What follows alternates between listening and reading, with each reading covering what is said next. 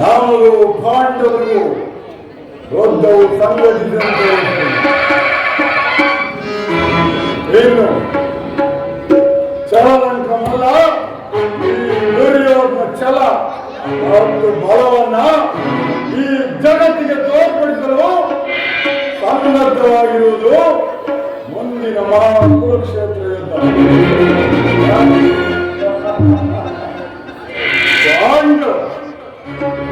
ಪಾಂಡವರಾದರೂ ಈ ಪೃಥ್ವಿಯ ನಾವು ಅಸಮರ್ಥ.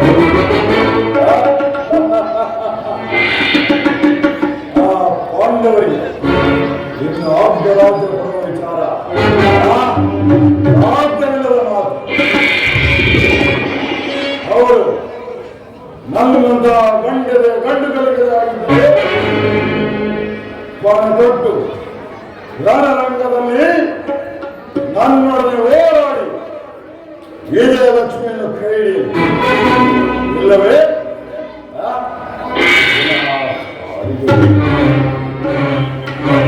ಜಲತಟ್ಟು ಮಾಡುವ ಯುದ್ಧ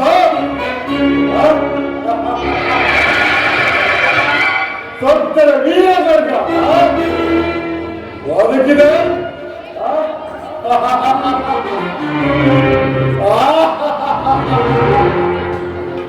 ಬದುಕಿದರೆ ಅಖಂಡ ಸಾಮ್ರಾಜ್ಯ, ಅಖಂಡ ಸಾಮ್ರಾಜ್ಯ.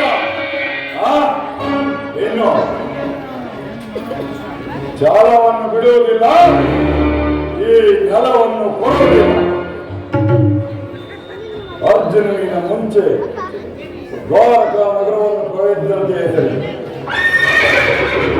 ಕೃಷ್ಣನನ್ನು ಕಂಡು ನನ್ನ ಕಾರ್ಯವನ್ನು ಸಾಧಿಸಿಕೊಂಡೇ ಹೋಗುವುದು. ಒಂದು ವೇಳೆ ಯಾದವರ ಘನಸೈನ್ಯವು ದೊರೆತಿದ್ದೆ ಆದಲ್ಲಿ